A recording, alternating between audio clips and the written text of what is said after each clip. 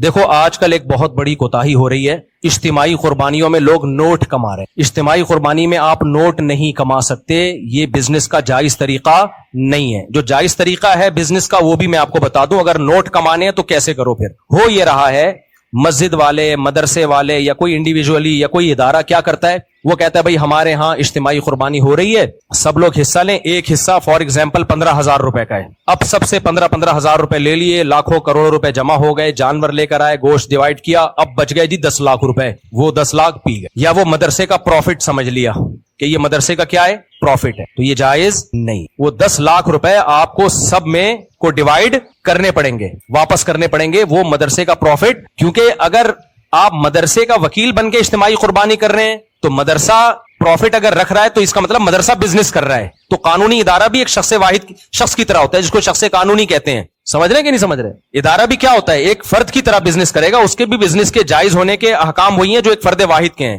کوئی ادارہ سودی لین دین نہیں کر سکتا۔ مثال کے طور پر آپ نے کسی مدرسے کو 1 کروڑ روپے، مدرسے سے 1 کروڑ روپے قرضہ لیا اور کہا کہ میں ہر سال 1 لاکھ روپے مدرسے کو اس پہ پروفٹ دوں گا مدرسے کو، لیکن یہ پروفٹ مدرسے کے لیے جائز نہیں ہے کیونکہ مدرسے سے سودی قرضہ لیا جا رہا ہے۔ تو ایسے ہی مدرسے کے ساتھ جب بزنس ہوگا تو بزنس کے احکام وہی ہیں جو جمشید کے ساتھ بزنس کے احکام ہے۔ وہ کیا ہے وہ میں ابھی آ کے آپ کو بتاتا ہوں۔ سمجھ رہے کہ نہیں سمجھ رہے؟ تو اب کرنا یہ ہے کہ جب کسی مدرسے یا مسجد کی طرف سے اجتماعی قربانی ہو رہی ہے تو آپ نے یہ کرنا ہے کہ بھائی جتنے ایک حصہ ہم اتنے کا لے کر آئیں گے، جو پیسے بچ جائیں گے ہم آپ کو واپس کرنے کے پابند ہیں، اور اگر آپ اجازت دیں تو ہم مدرسے کے ڈبے میں ڈال دیں، یہ رسید پہ پہلے لکھوا لیں آپ۔ پھر اب جب وہ پیسے بچیں گے، اگر کوئی شخص کہتا ہے میں نے اجازت دی تھی آپ کو کہ یہ مدرسے میں ڈال دیں لیکن میں وہ اجازت کینسل کر رہا ہوں، مجھے پیسے واپس دو، تو آپ کو دینے پڑیں گے، کیونکہ اس ایگریمنٹ کی کوئی شرعی حیثیت ہے نہیں، یہ بس ایک اخلاقی پابندی ہوگی کہ بھائی میں نے کہا تھا جو پیسے بچ جائیں تو مدرسے میں ڈال دینا، اس وقت میرا موڈ یہی تھا، لیکن پیسے تو چونکہ میرے ہیں تو واپس دے دو مجھے، تو آپ کو واپس دینے پڑیں گے۔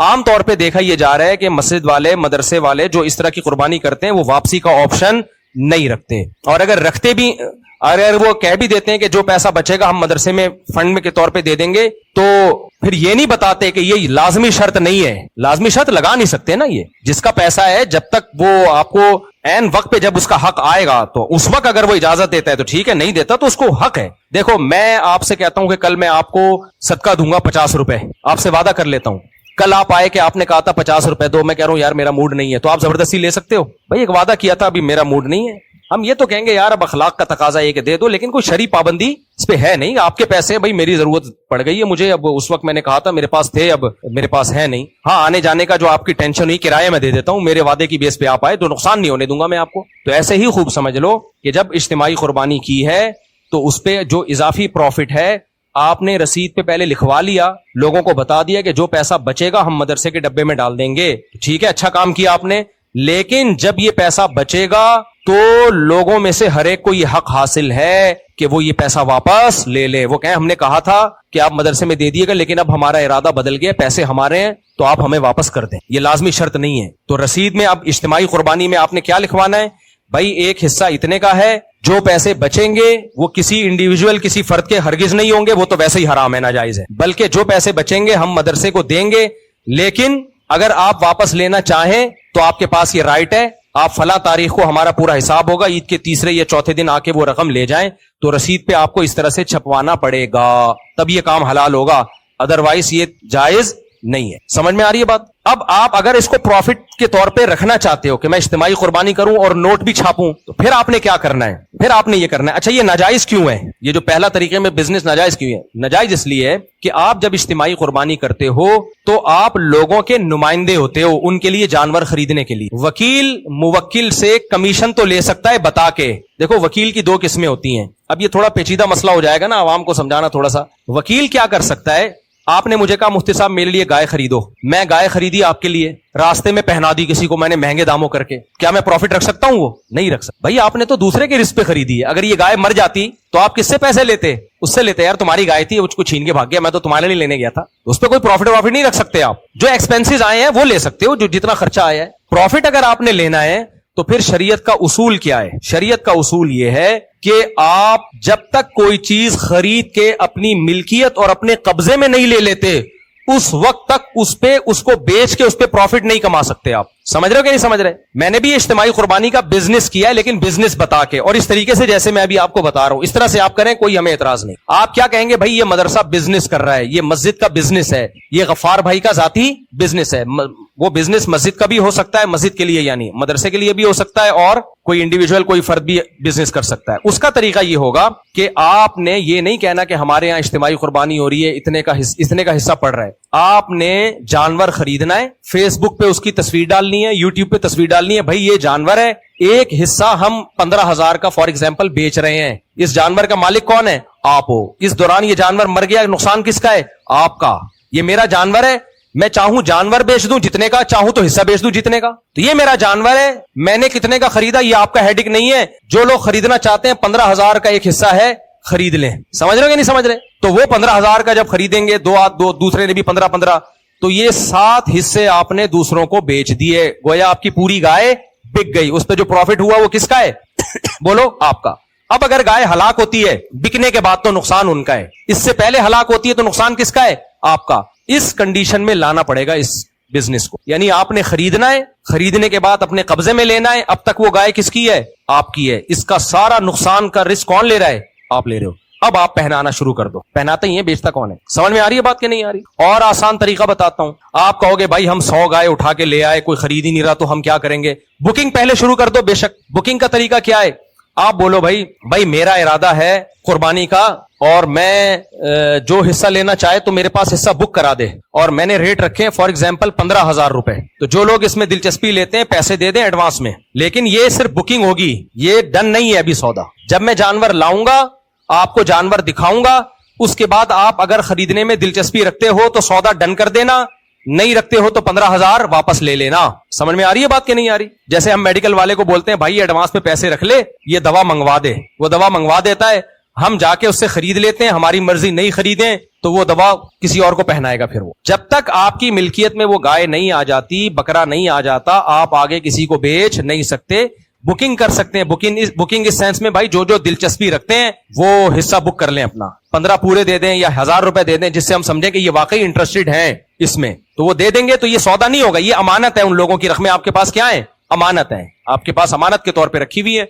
आपने अपने पैसों से जाके या उन्हीं पैसों से जाके, आपने वो पैसे तो कोई भी लगे तो उसमें कोई फर्क नहीं है, लेकिन उनको आपने वापस करने पड़ेंगे। वो आपने जाके जानवर खरीदा, फिर हर जानवर आपको दिखा के, क्योंकि देखे बगैर अगला खरीद भी नहीं सकता शरीयत में। कब्जे में ले लिया, आप उसको बोले भाई ये जानवर है, ये गाय है, ये फेसबुक पे तस्वीर या व्हाट्सएप पे तस्वीर भेज दी, भाई ये मेरे पास खड़ा हुआ है जानवर, अब आप बताओ खरीदने में दिलचस्पी रखते हो? वो कहे नहीं भाई ये पतली गाय है, मोटी गाय है, मुझे नहीं चाहिए, या मुझे कोई और से हिस्सा मिल गया है, तो अब आपको वो वापस करना पड़ेगा, क्योंकि सौदा डन हुआ नहीं था।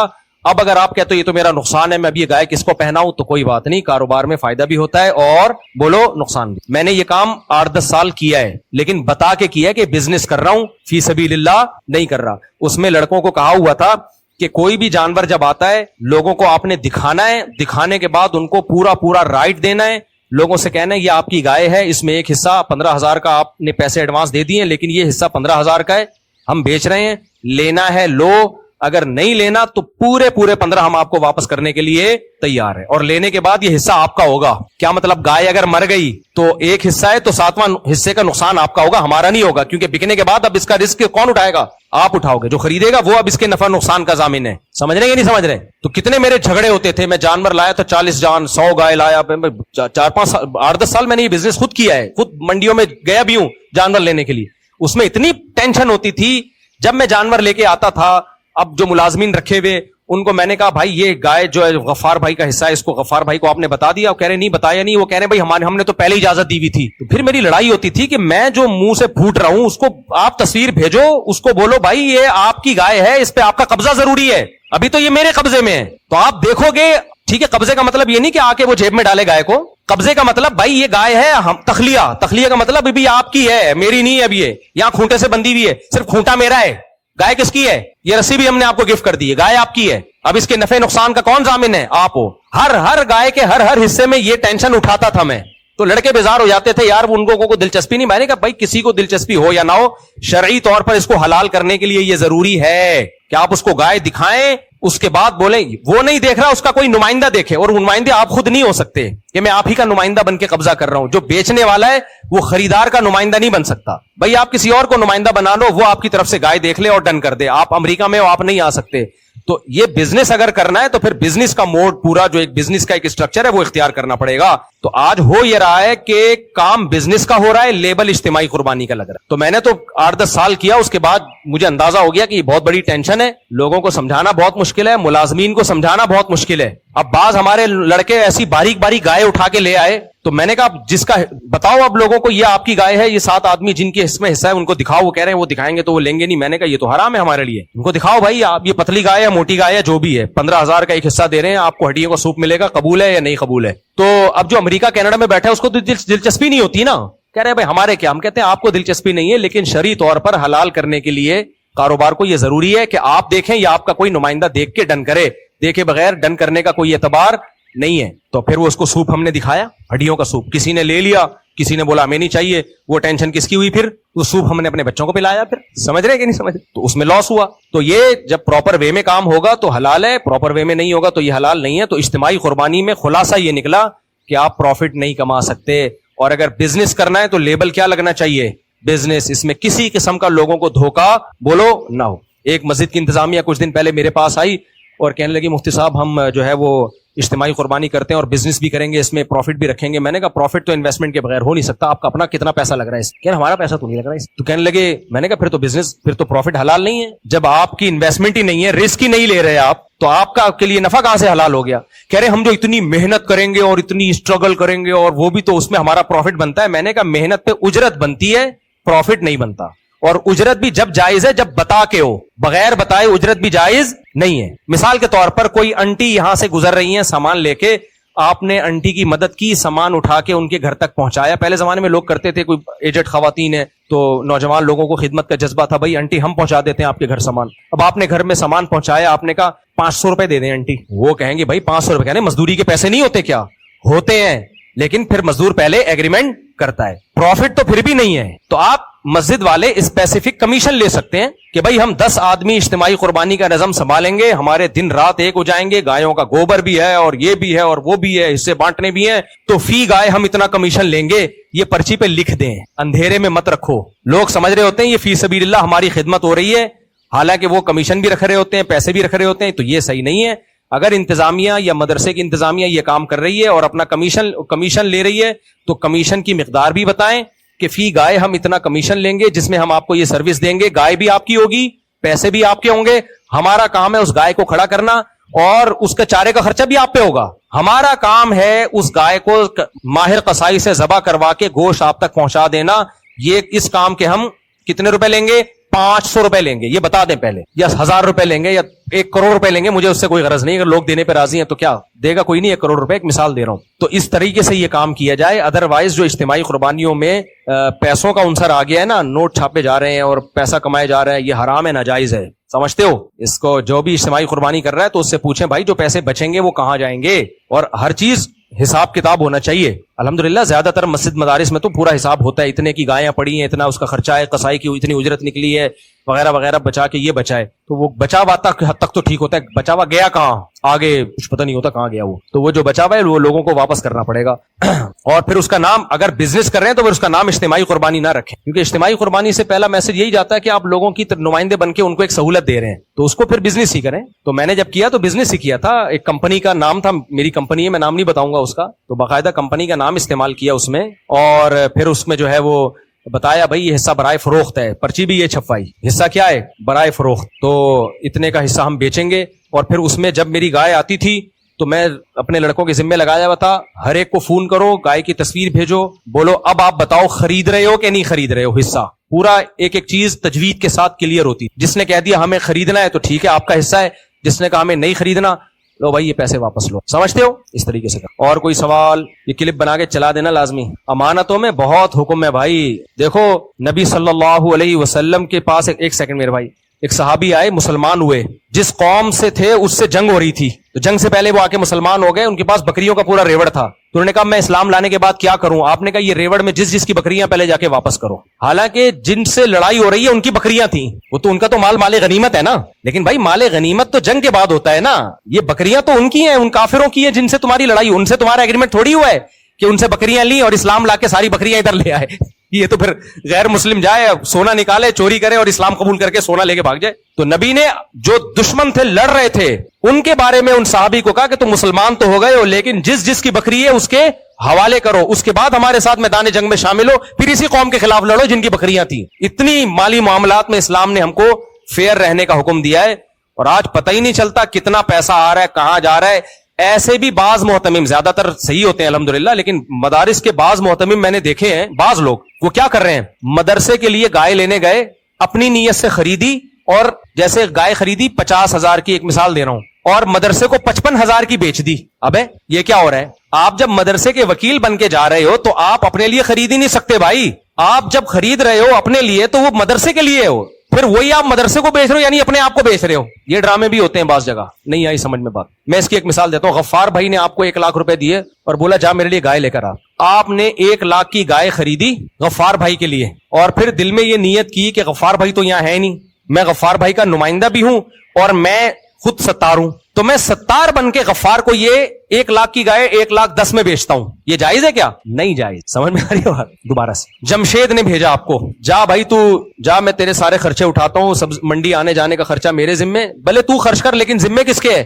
میرے ہے. وہاں چائے بھی پینا کھانا بھی کھانا یہ سارے ایکسپینسز میرے ذمے, بھلے اپنے پیسوں سے کھا لیکن ذمہ کس کا ہے؟ میرا ہے. اور تو میرے لیے گائے خرید. آپ گئے, آپ کا نام ہے وسیم, آپ نے وہاں جا کے 1 لاکھ کی گائے خریدی, خرچہ سارا کس کا ہو رہا ہے؟ ذمہ داری کون اٹھا رہا ہے؟ جمشید. پھر آپ نے کہا کہ یار یہ خریدی تو ہے, سارا خرچہ تو جمشید کے ذمہ, اگر یہ گائے مر جاتی تو نقصان بھی جمشید کا ہوتا, اور میں گیا بھی جمشید کی طرف سے, ساری دنیا کو بتایا میں جمشید کے لیے گائے خرید رہا ہوں, لیکن میں ہوں تو جمشید نہیں نا, میں ہوں وسیم. تو یہ گائے جو میں نے 1 لاکھ کی خریدی ہے تو میں نے وسیم جو میں سچی مچی کا ہوں وہ بن کے میں نے جمشید کو 1,10,000 میں بیچی. اور پھر آپ نے جا کے جمشید سے کہا کہ یہ گائے 1,10,000 کی ہے. جمشید کہہ رہا ہے کیسے 1,10,000 کی ہے؟ بولو چھوڑو, میں نے جس سے خریدی ہے وہ اس نے 1,10,000 کی بیچی اور میں نے خریدی کس سے ہے؟ اپنے آپ سے. تو بعض مدرسوں میں یہ بھی میں نے دیکھا ہے, بعض میں, سب زیادہ تر مدرسے ٹھیک ہی ہوتے ہیں الحمدللہ, کہ وہ محتمم کمبخت کیا کر رہا ہے, پہلے 50 گائے خریدتا ہے اپنے لیے, پھر وہ گائے پروفٹ رکھ کے بیچتا ہے کس کو؟ مدرسے کو. حالانکہ وہ جو اپنے لیے خرید رہا ہوتا ہے تو اس کا رزق سارا مدرسے کے ذمے ہوتا ہے, اس کا آنے جانے کا خرچہ اور وہ سب کچھ ایکسپینسز کس کے ذمے ہوتے ہیں؟ مدرسے کے ذمے ہوتے ہیں. تو یہ جائز نہیں ہے کہ آپ ایک ہی طرف سے وکیل بھی بن رہے ہو اور موکل بھی بن رہے ہو, یہ نہیں ہوتا. اس زمانے میں کوئی مالی معاملات میں ٹھیک ہو جائے نا, بس وہ جنت میں جائے گا مزہ. بہت گڑبڑے ہیں پیسوں میں. ٹرسٹ لوگ کیا کرتے ہیں, آپ نے ایک ٹرسٹ بنا لیا بہترین قسم کا, غریبوں کو راشن بانٹوں گا, اور اپنی راشن کی دکان بھی کھول لی فوراً. اب آپ تھر میں 1 کروڑ کا راشن بانٹ رہے ہو, وہ سارا 1 کروڑ کا راشن کہاں سے جا رہا ہے؟ بولو, آپ کی دکان سے جا رہا ہے. ایک صاحب نے ایسا کیا, میں نے کہا میرے بھائی یہ 1 کروڑ کا راشن آپ ہی کی دکان سے جا رہا ہے, یہ تو آپ کا بزنس چمک رہا ہے. کہتے ہیں اس میں غریب کا نقصان کیا ہے, میں سستا دے رہا ہوں. بات معقول ہے بھائی, اگر آپ سستا دے رہے ہیں تو آپ سے لیں, بے شک پھر آپ کا فائدہ ہو جائے تو کوئی غلط بات نہیں ہے. میں نے کہا آپ کہاں سے لے رہے ہو؟ جتنا سستا آپ ٹرسٹ کو بیچ رہے ہو اس سے زیادہ سستا آپ کہیں سے اٹھا رہے ہو, تو آپ اپنے ٹرسٹ کا مال ڈائریکٹ وہاں سے کیوں نہیں اٹھا لیتے؟ نہیں آئی میرا خیال ہے بھائی, آپ اپنے ٹرسٹ کا مال ڈائریکٹ وہاں سے اٹھاؤ جہاں سے آپ اپنے جنرل اسٹور کا مال اٹھا رہے ہو, اپنے گودام کا مال اٹھا رہے ہو. پھر آپ کے لیے حلال ہے. یہ پوری دنیا میں اتنا سستا کہیں اویلیبل ہی نہیں ہے, آپ کی دکان میں سب سے سستا, پھر آپ اٹھا لو بھائی, کوئی بات نہیں. غریب کو بھی فائدہ ہے سستے میں, ٹرسٹ کو بھی فائدہ ہے, آپ کو بھی فائدہ ہے. لیکن ہو ایسا نہیں رہا ہوتا, ہول سیلر کوئی اور ہے. تو آپ اتنا مال جب کروڑوں کا اٹھا رہے ہو تو اس ہول سیلر سے اٹھاؤ نا جو سب سے کم ریٹ لگائے. تو سب سے کم تو وہ لگا رہے جس سے آپ لے رہے ہو. کہتے اس تک ہماری رسائی نہیں ہے, تو تم نے مال وہاں سے کیسے اٹھا لیا اگر تمہاری رسائی نہیں ہے اس تک؟ یہ 2 نمبریاں ٹرسٹوں میں ہو رہی ہیں. نہیں آئی میرا خیال ہے بات. بالکل ایسی جیسے اسکول کا یونیفارم خریدو تو کہاں سے ملے گا؟ اسکول سے ہی ملے گا. یہ ایسا یونیفارم ہے, آج تک کوئی ٹیلر مارکیٹ میں ایسا پیدا ہوا ہی نہیں ہے کہ وہ یونیفارم کسی کا باپ بھی بنا سکے. یہ سب غلط طریقے ہیں پیسہ کمانے کے, یہ دھندے چل رہے ہیں. اللہ بچائے یار, انسان کا بچہ بننا, خدا کی قسم ہمارے حضرت فرماتے تھے سب کچھ ملے گا مارکیٹ میں, انسان نہیں ملے گا. انسان کا ملنا بہت مشکل ہے. اور یہ حضرت نے پتہ ہے کب کہا تھا؟ جب حضرت چاہتے تھے اپنا نائب کسی کو بناؤں. میرے شیخ مفتی رشید احمد صاحب پہ بہت ان پہ اشکالات ہو سکتے ہیں, ان کی رائے سے اختلاف ہو سکتے, ان کے تقوی پر آج تک کسی نے انگلی نہیں اٹھے. بہت پرہیزگار تھے, بہت پرہیزگار تھے. جنہوں نے ان کے ساتھ وقت گزارا ان کو پتا ہے کیسے اللہ والے تھے. وہ کہتے تھے میں کس کو اپنا نائب بناؤں کہ میرے بعد میری گدی وہ سنبھالے. 8-10 سال انہوں نے کوشش کی. فرمایا ایسا میں نے آزمایا نا, لیکن انسان نظر نہیں آتا. جو ان کا ایک معیار تھا. پھر بنایا حضرت مفتی عبد الرحیم صاحب کو. مفتی عبد الرحیم جو میرے شیخ ہیں, تبھی میں کہتا ہوں مفتی عبد الرحیم صاحب پہ جب اعتراضات کیا کرو نا, تو جو دور ہے وہ تو اعتراض کرے گا ان کے اوپر. کوئی بوٹ پالیشیا کہے گا, کوئی سرکاری ملا کہے گا, کوئی کیا کہے گا, کوئی کیا کہے گا. میں نے بھائی 30 سال گزارے ہیں ان کے ساتھ, میں آپ کے ان باتوں سے متاثر نہیں ہوں. پاکستان میں جو بھی مخلص ہوگا, جذبات سے ہٹ کر بات کرے گا, گراؤنڈ ریئلٹی کو سامنے رکھ کے بات کرے گا, لوگ اس کو ایجنٹ ہی کہیں گے. اور جو جذباتی باتیں کرے گا, الٹی باتیں کرے گا, لوگ اس کو مانیں گے یہ ہے کیا مخلص, یہ مخلص ہے. اور پھر ظلم یہ کہ لوگوں نے مفتی تقی صاحب اور مفتی عبد الرحیم صاحب کو 2 الگ الگ پارٹیاں بنا کے پیش کیا ہے, یہ بھی ظلم ہے. حضرت مفتی تقی صاحب سے آج بھی حضرت مفتی عبد الرحیم صاحب کی ملاقاتیں ہوتی ہیں. کسی کی رائے کا اختلاف کسی چیز میں اگر ہو جائے تو یہ تھوڑی کہ 2 الگ ٹریک ہیں. لوگ تصویریں بنا رہے ہوتے ہیں, بتاؤ تم ان کا ساتھ دو گے, ان کا ساتھ. بھائی دونوں ہمارے بزرگ ہیں, دونوں ہمارے بڑے ہیں. کسی چیز میں اگر رائے کا اختلاف ہو جائے کہ ہم یہ سمجھتے ہیں کہ ایک الگ وفاق ہونا چاہیے, وہ سمجھتے ہیں نہیں ہونا چاہیے, تو یہ اختلافات تو ہمیشہ سے رہے ہیں امت میں. پاکستان بننے میں نہیں علماء دیوبند کا اختلاف تھا. حسین احمد مدنی کہتے تھے نہیں بننا چاہیے, مولانا اشرف علی تھانوی کہتے تھے بنانا فرض ہے. تو کیا 2 الگ الگ راہیں تھیں؟ بھائی رائے کا اختلاف تھا, لیکن دونوں کیا ہیں, ہمارے بڑے ہیں. تو رائے کا اختلاف ایک الگ چیز ہوتی ہے کسی کی پالیسیوں پہ, لیکن یہ کہہ دینا کہ یہ فلاں کے ایجنٹ ہیں, یہ سرکاری پٹھو ہیں, یہ فوج کے وہ ہیں, یہ بہت غلط بات ہے. یہ آپ متاثر ہو گئے ان نعروں سے, ہم نہیں ہوتے متاثر. مفتی رشید احمد صاحب کہتے ہیں میں نے اتنا کسی کو آزمایا نہیں ہے جتنا مفتی عبد الرحیم کو میں نے آزمایا ہے. چیک کیا کہ ان میں دنیا کی محبت, شہرت کی محبت تو نہیں ہے. اس آزمانے کے بعد صرف خلافت نہیں دی, نیابت دی ہے کہ میرے بعد میری گدی کون سنبھالے گا. اور مفتی عبد الرحیم صاحب نہ مفتی رشید احمد صاحب کے بیٹے ہیں, نہ پوتے ہیں, نہ داماد ہیں, کچھ بھی نہیں ہے. میرٹ کی بیس پر, سمجھ رہے ہو, قوم بھی الگ الگ ہے. مفتی عبد الرحیم صاحب اردو اسپیکنگ ہے, یعنی انڈیا کے اردو میں شمار ہوتا ہے, اور مفتی رشید احمد صاحب پنجابی تھے. قوم بھی الگ, زبان بھی الگ. خالص میرٹ کی بیس پر مفتی عبد الرحیم صاحب کا سلیکشن کیا انہوں نے. تو کہاں سے کہاں بات چلے گی, ہم کیا کہہ رہے تھے. تو انسان کا تلاش کرنا بہت مشکل, معاملات میں کلیئر ہو اور ہر چیز میں کلیئر ہو. تو ایسے لوگ مارکیٹ میں کیا چل رہے ہیں, شارٹ چل رہے ہیں. تو اللہ ہمیں ان 60 لوگوں میں شامل کر لے. کیا ہول سیل سے جو چیز چل رہی ہو, تو ٹرسٹ میں یہ گڑبڑیں ہو رہی ہیں آج کل. تھر میں خوراک بانٹی جا رہی ہے اور اپنے جنرل اسٹور سے بانٹی جا رہی ہے. کروڑ پتی بن گئے تھوڑے دنوں میں. جیسے وہ تھا نا پرانے وزیر اعظم, پرانے سے پرانے اسٹیل مل, جو وہ ہوا نا کہ یہاں روڈ بنیں گے اور پلوں میں اتنی لوہا لگے گا, اتنی اسٹیل لگے گی, تو ملک کے لیے بڑا اچھا کام ہو رہا ہے. لیکن وہ اسٹیل جا کس کی فیکٹریوں سے رہا ہے, آپ کی فیکٹریوں سے جائے, وہ اوپن مارکیٹ سے نہیں ہے, وہ آپ کی دکان سے ہی جائے. یہ ایسے ہی ہے جیسے میں غریبوں کو روزہ افطار کرواؤں اور بولوں شربت کس کی دکان سے جائے گا, میری دکان سے. تو افطار کرانے میں تو فری میں نہیں پڑا, وہ اس افطار کی وجہ سے جو ہم نے کما لیا وہ اور اس کی جو پبلسٹی ہو گئی وہ الگ ہے. مارکیٹ میں کیا چل رہا ہے. تو آپ بزنس کرو 100 دفعہ کرو, لیکن اس پہ اجتماعی قربانی کا لیبل نہ لگاؤ. جیسے میں نے جب بزنس کیا تھا نا قربانی کا, تو میں نے بتا کے بزنس ہے بھائی, یہ بزنس ہے, اس میں اتنے کا حصہ آپ کو کتنے کا بھی پڑا, ہم اتنے کا بیچیں گے, جو پروفٹ ہوگا ہمارا ہے.